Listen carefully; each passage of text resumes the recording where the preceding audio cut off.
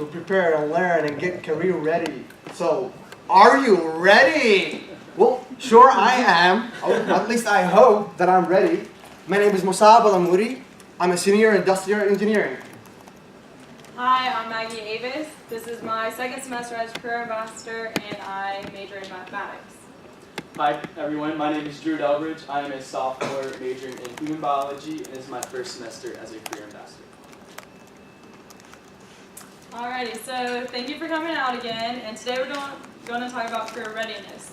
So things we want to go over is, steps you can take now to be career ready when you graduate, what it exactly means to be career ready, and like different options you have around campus regardless of your major.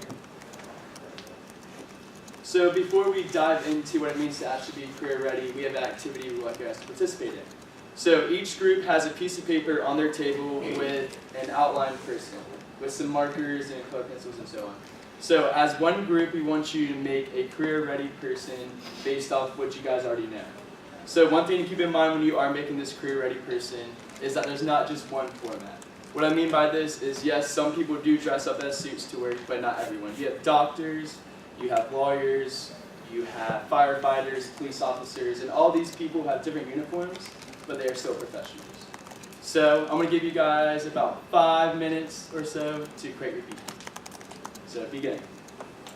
You can do whatever you want, just, go nuts. Drawing is always fun. Just be not expecting master.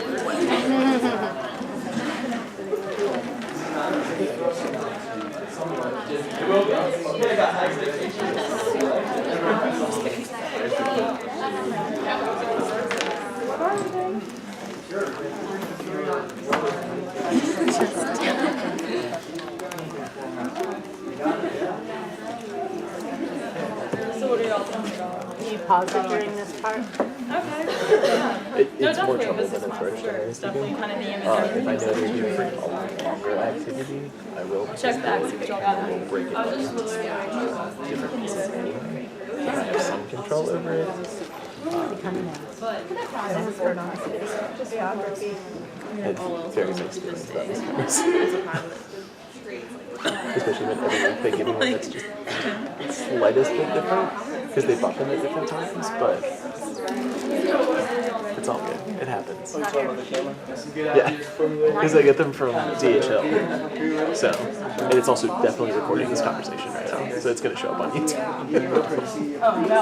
Anything incriminating. Essential, always in you got words coming out of mouth.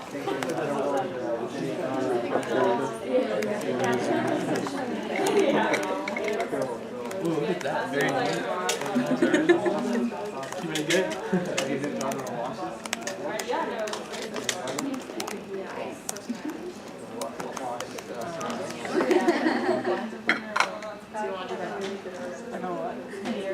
Oh, yeah. Tips and tricks.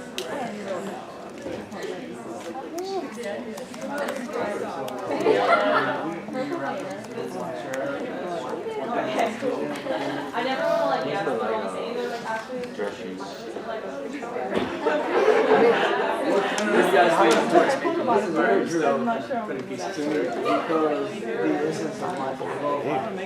Okay. Business casual going on. That's fun. We're doing business, right? Fancy. Oh my god. Oh, okay. I thought like, oh, that was so. I like computer. 3D colors, guys. Can I do a hat in it? Yes. There we go. No, Stu. No. Okay.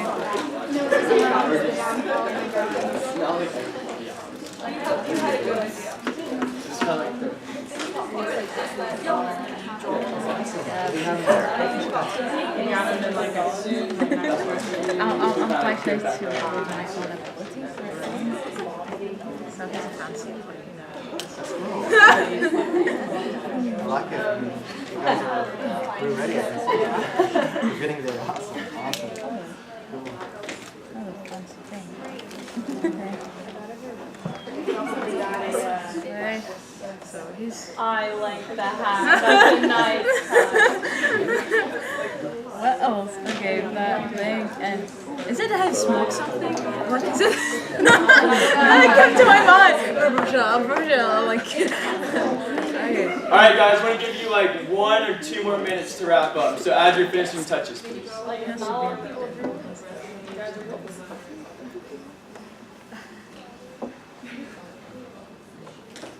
Okay. So do we have any volunteers that would like to show their masterpieces? Or anyone that thinks like a unique drawing?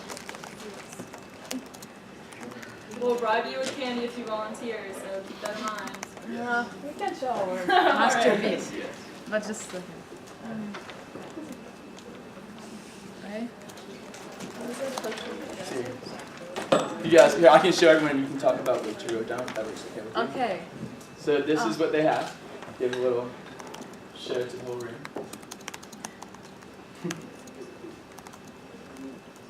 Would you like to talk about what you put in the thought bubbles? So for the thought bubbles, it's just kind of, not only does he have to like be ready for like what he's doing now, he has to have like the future in mind and what he wants to do, and have a bigger picture. Yeah, of course. I totally agree. Okay, awesome. Thank you guys. Give you a round for volunteering. As promised, candy's coming your way. And double thank you, everyone, because I saw some really great drawings. We always do similar kind of activities in our classroom, the CA Classroom Peer Ambassador Program. And it's never as imaginative and creative as you are. So kudos for you. That's awesome. I guess Marcy needs to get us up to speed on creativity and stuff, right? Cool. Did we have any more volunteers? That's what they have a really good one. Awesome. Yeah, cool. Show them. So this is what this group decided to come up with. A little more business casual going on, which I like it a lot, and some side pieces. So would you like to share a little bit of what you guys decided to draw? So we kind of were just like, we don't want to be like stereotypical and put a doctor or anything along those lines. We were just like, maybe business casual would apply to more how people are like fresh out of college. Not necessarily that they would be, but it was an idea that we had in mind. And then we have a little degree saying that they were fresh out of college. From NC State, of course. From NC State, which they reminded me because I just accidentally picked up the blueprint first. All right, great. Yeah, the professional world is always changing. You'll see more companies are going into a casual wear instead of the whole tie and suit thing. But the tie and suit thing is still there. So yeah, great example. Would y'all want to share? Because I really loved y'all's. It was so creative. Sure. All right. Sometimes you just gotta roll with old people.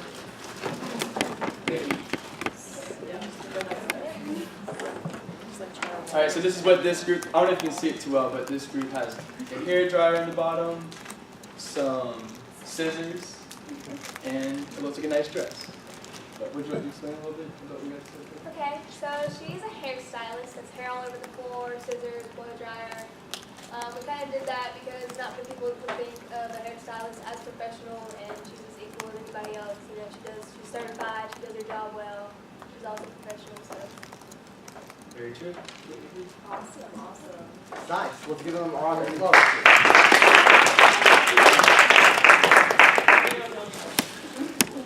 All right, cool. Great job, guys. Thanks for everyone who volunteered. We were walking around and everyone had great drawings. Y'all are much more artistic than I am, so props to y'all. All right, now we want to introduce a very special person to us, Brad Doe. All right, so to begin with, if you are here to look at us babbling or listen to a boring presentation, then I got a bad news for you. You're in the wrong room. What we're going to do today is tell a story. And even better, you are not only listening to that story, you are the only participant of it. You will decide the fate of Brad. There will be crossroads where you drive the storyline. So are you excited? I am. Of course. Cool. So, Brad is just an NC State student just like us and you. He went to high school in Apex, North Carolina, and then graduated, applied to 3 different schools in the Raleigh-Durham area. But then he suddenly realized that there's only one school out of the 3 that's just the best. And the other 2 schools just plainly suck. Which is very true, right? Brad got accepted into the exploratory, exploratory, yes. I don't know why I was thinking about explanatory, but you get what I'm saying. So, he got accepted to exploratory studies because he did not know what he wanted to do with his life, which is totally normal, especially at his stage, and I promise totally okay, as we will display, we will describe. Now, being the passionate, ambitious individual he is, he started in college with the end in mind, meaning he knew that college is just the gateway to career, right?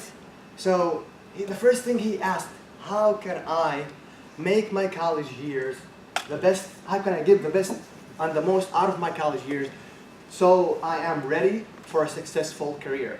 Maggie will tell us how. Alrighty, so Brad was really excited when he got to NC State because there's so many activities to do and there's just an immense amount of resources here at NC State because we are the best. And he was talking to many NC State ambassadors, including career ambassadors, when he heard about this term, career ready. And the career ambassador was giving him all these tips and he was so excited and Brad walked away. And it wasn't until he walked away that he realized he has no idea what it means to be career ready. So he did a little research. And career ready means that you're taking academic skills and employment skills and combining them to achieve a successful future. Like the activity showed us, there's so many more definitions to being a professional than just a suit and tie. You can be a very successful hairstylist, and you can even be right out of college with your degree in hand. So it's all about learning how to master those kind of professional skills that we'll talk about. Mastering those 8 career-ready competencies, which we're going to bring up, you'll be able to adapt in your professional environment no matter what that is. Doctor, nurse, businessman, or hairstylist. So here are 3 major skills that every career readiness person has. So the first one is academic skills. What I mean by that is these are skills you learn in the classroom and you can apply them to your job. So how many of you guys here are like business majors? Just kind of give a feel for the room. So we got a few, like 3 or 4. Okay. So an example of this, let's say you guys have to take like what, accounting 200, 210, along those lines. And so you learn valuable skills inside that class that can transfer into being an accountant or something in finances. So another skill that you have is employability. So employability means that you're getting these skills maybe from like extracurricular activities. So maybe you decide to join a club, a sports team, you got like an internship over the summer, and these are skills that you work on with critical thinking, problem solving, leadership, and so on and so forth that you don't really get from everyday encounters. And then the third one that we want to focus on is technical skills. So these are skills that are related to technology, of course, and they usually deal with a specialized task. So some examples of these would include maybe computer programming or data management along those lines. So by putting all these together, you're able to get a well-rounded person who is ready for the future. All right, so as you might know, there are 8 career competencies, and they are, by the way, listed in the career guide on page 15. That's the career guide cover, as you can see. And if you turn on to page 15, you'll see all the 8 career competencies listed up for you. Because of the time constraints, we will focus on the 5 most important career competencies we feel like sharing with you guys. Alright, so the first one we're going to dive into is oral written communication. So oral written communication is basically to articulate thoughts and ideas clearly and effectively through any kind of mode of transportation, communication. So whether that's public speaking, writing an email, or writing up a report or something like that, it's using those skills you have, whether verbally or written, and just being able to get across your ideas as effectively as possible. And so it might seem tedious to compass everything of communication, but it really does include everything. When you're talking to a professor or someone you want to interview with, or a boss or something like that, you want to make sure you're always professional, no matter how casual it is. I know my job that I have at NC State, I text with my boss, but even though it's like really kind of casual in that way, I always make sure my ideas are clear across because it's still a professional environment. So having good communication skills within a professional world are very important. And how Brad encompasses those. So this is where we start off Brad's story in college. So he's like a freshman, maybe early sophomore, and he wants to get more involved on campus. So he decides to go through an informational session, which you can find on EPAC, if you guys did not know that already. He attends this informational session for Bank of America, where he is able to meet a recruiter from that company, gets to talk about day-to-day life, what kind of responsibilities he might have, what the people are like he works with, and so on and so forth. So when he attends this, he ends up having a great conversation with the recruiter, really feels like they got on a personal basis, and so much that he got encouraged to go to the career fair for Poole College of Management. So at this career fair, he's able to go back to the Bank of America table they have set up, and he talks to actually that same exact recruiter about more details that go along with being part of Bank of America, what kind of jobs they look for, what kind of attributes they want them to have. And then he actually ends up landing an interview after he, of course, didn't thank you note, which is also something you definitely want to do after you talk to any type of employer. But he gets this interview and it's scheduled for the following Friday. The only problem with it being scheduled on that date is he has a test in his MIE 201 class. Ooh. So what is Brad going to do? He can either go to his professor, maybe go to the professor's office hours and be like, I have this opportunity to interview with Bank of America. Is there a possibility to move the test before or after this date? Or the second option you can do is contact the employer or recruiter through email or phone number, whichever mode of communication he has, and see if he can reschedule the interview. So this is where you guys get to decide what the best option is, and we actually have an online survey where you guys can answer. So if you don't mind pulling out your phones, and you can actually text this number, which is going to appear on the top of the screen. Alright, so you're going to register for the poll really quick, you're going to text Maggie Avis 108 to the number 22333. And then after you do that, you can either send an A or a B for whichever options you think. Clearly practices good oral communication. And you can talk about it with people if you're not sure. Kind of think about the pros and cons of the Ask situation. questions, stuff.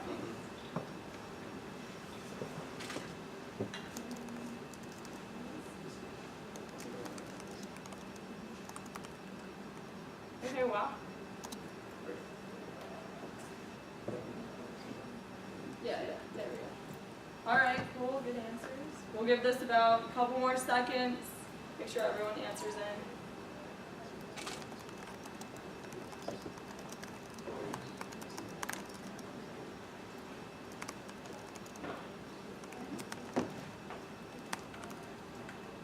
Alrighty, so everyone good? Alright, cool. So we got about 72% B's to go talk to your professor and see if you can reschedule the exam, or email the company right away to see if you can reschedule the interview. So both were great options. They both had pros and cons, definitely for sure. For emailing the company, you might not get them right away, and then scheduling might all get messed up. And then some professors cannot be the easiest to deal with, so maybe you don't get that exam moved. But definitely handling this in the right manner. Some things, let's be clear, like both answers are correct, like either one works. One thing we do want to highlight is if you do decide to email the company, you want to email them right away because they're kind of depending on your reply of yes, I can go, yes, I can't go, and you want to make sure you give them a response as quick as possible. And then when you go to the professor, you definitely want to highlight that this is an interview, it's not just for something silly that you want to skip, and making sure your intent of why you want to move the exam or take it on a later date is clear, that this is for a professional reason. Both deal with time management and response and being clear and concise when you're communicating. So both answers are great, and it looks like B's the winner, so good job, guys. So he goes to talk to his professor, and he's able to get his exam moved, and he's able to go to the interview. So moving on with our next competency. All right, so critical thinking and problem solving is one of the top and most important career competencies out of the 8 career competencies we just discussed. Career critical thinking is defined as exercising sound reasoning, analytical judgment, and thinking to decide, to make decisions, and solve problems. It can be a critical thinking. We actually do. We decide every day on a lot of things. It can be as simple as where to eat dinner tonight, or was that actually a ball interference call during the Clemson game or not? Or it can be as hard as, well, as just like Drew explained. Should I go to the interview and miss my class, or should I go to the class and reschedule the interview? Things like that. That happens daily in our life. So it's very important to know how to deal with these type of situations. So what happens next with Brad? All right. So Brad was able to contact his professor and get the exam moved, so he was able to go to the interview and crush it. So Bank of America offered him the internship for the summer. Also, while Brad was registering for classes, he realized that he's a little bit behind in credits, and he's a little off track for what he'd be for summer classes. So he has 2 problems in front of him right now. He can take this amazing internship for Bank of America, or he can catch up on his summer classes, and his junior year, his summer after his junior year, he can reapply for the internship and see if he can get it again. So right now, he can either do summer classes and catch up on in his major, or he can take the summer internship. And we will turn it back to the poll and let y'all decide.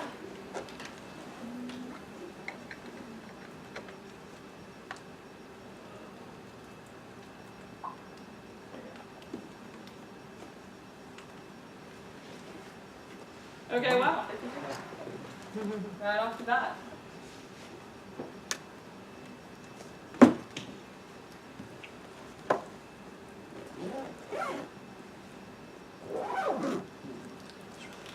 Okay. It's kind of like watching like a turtle or something. Okay. He comes in and out.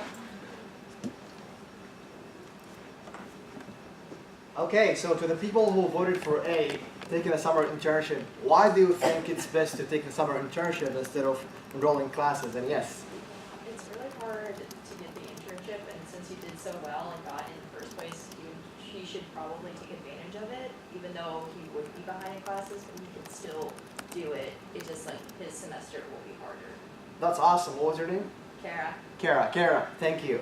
Kara just said that it's better to take the internship since actually securing one is not as easy as just enrolling in classes in the future. And that is a very valid reason. And this situation can happen to us. It's very real. Both options are very valid, and both options have tangible benefits that can come out of them, right? So if they take summer internship, one is just like Kara said, it's an opportunity. An opportunity is our best to not miss, basically, especially such a great opportunity. There are also other advantages to choice A, taking the summer internship, building, networking with the company, even securing a full-time job. Actually, I interned for Deloitte last summer, and I got a full-time offer my last day there because of that internship. It can also be building or developing a skill that's necessary to the transition after college to career, and many more. Now, even though B lost here, choice B, which is taking summer classes and getting caught up, is also valid and beneficial. Why? Well, if he takes summer classes, he will not have as much course load in the regular semesters after the summer. And that can be very beneficial. Free time can be used just for him to relax, recharge, even focus on classes and get higher grades, because, well, at the end of the day, higher grades are also important, right? To get that dream job he wants, or dream career, whatever that career might be. Also, taking summer classes or that free time can be dedicated to student involvement and other leadership positions that he can participate in, but with that free time.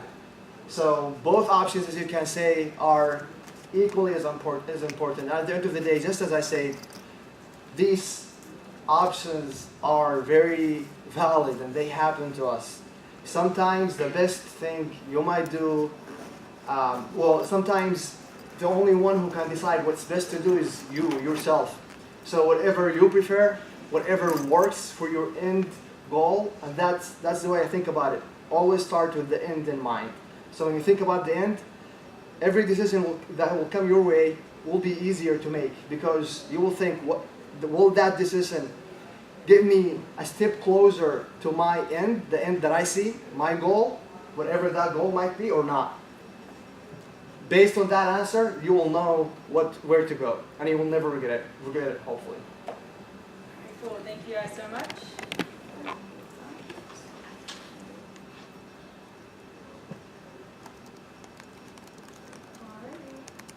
So moving on to our next competency, which is, this is one of my favorites to talk about because there's so many ways to approach leadership.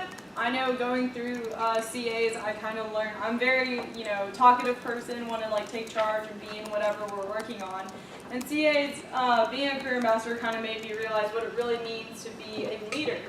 And I'm going to read you off a couple definitions because, like I said, there's so many ways to approach this.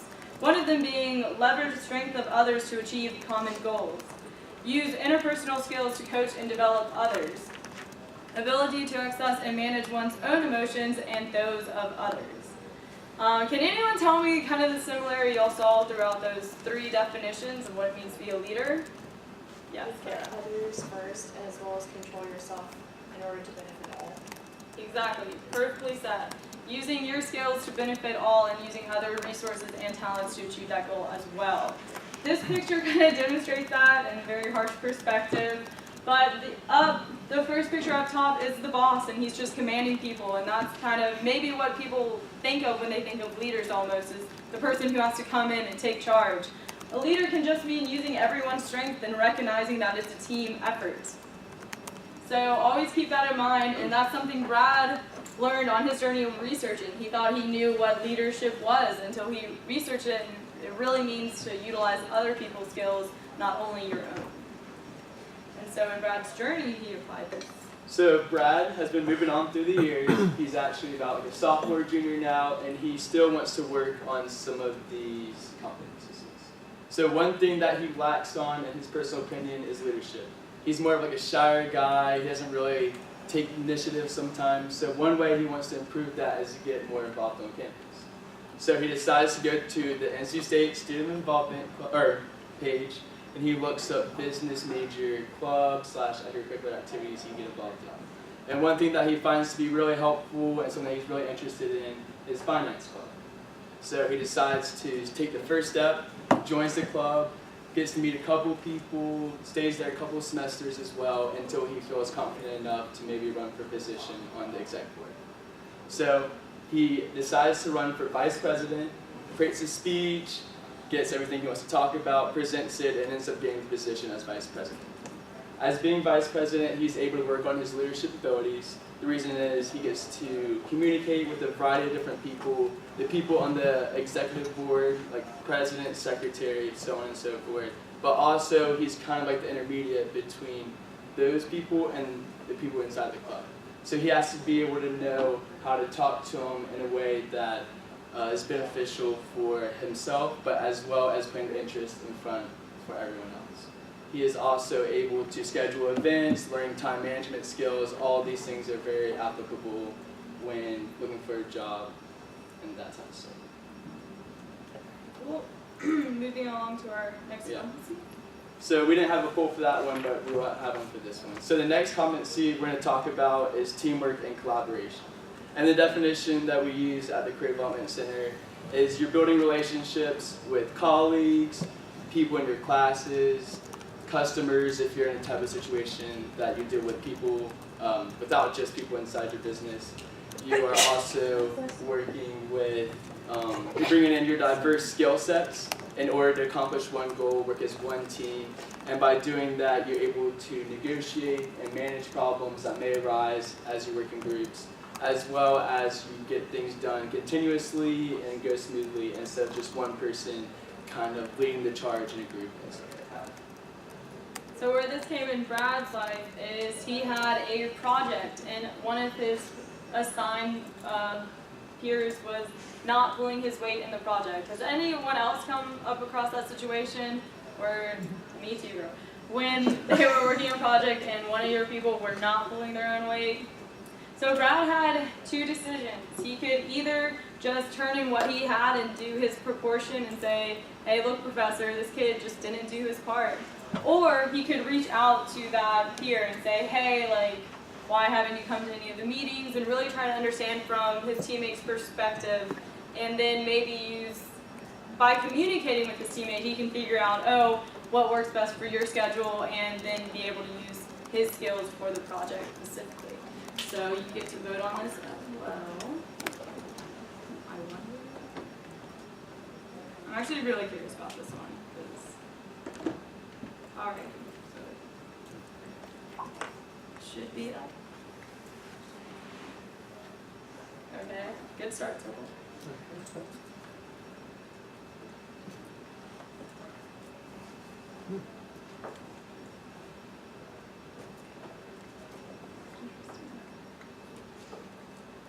This is like the first time we've ever used this poll thing, and it's really cool. Definitely do this one. Alrighty. So some people who voted B, does anyone volunteer and say why they said that? Yes. And if it's you and the person, because it could be that they're really bad with communication, and you practicing, like, reaching out to that person can help both you work on like communication skills, and then them, and as well as them, reaching out to them can help them like improve as a teammate and have more teamwork skills after. Exactly. How about why did someone who chose B not choose A? Was there one thing that stuck out to you or anything along those lines? He meant the vice versa. So Yeah, choice exactly. A, yeah.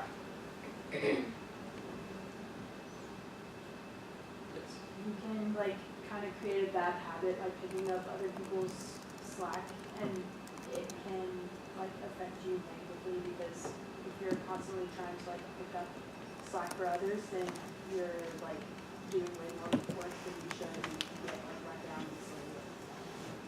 It can just turn into a habit that you don't know. Exactly. Yeah, Well, just hard enough felt doing other people's work for sure. Yeah, so I was also going to say is another reason why maybe A wouldn't be the best option is you always want to work on your communication skills with other people. You never know what situation you're going to be in, and you never know what other people are going through as well. Some people might really have a difficult week, and they just kind of got lost track of what was due. So instead of just assuming that, oh, they don't care about this project, it's always better to kind of reach out and be like, hey, I noticed you haven't done this portion of the project yet. Would you, is there a reason why, or can I help you in any way? And maybe that will provoke a better response from them as well. Thank you guys. That's great. All right, so the next career competency we're focusing on is professionalism and work ethic. Now think about it this way. If you are the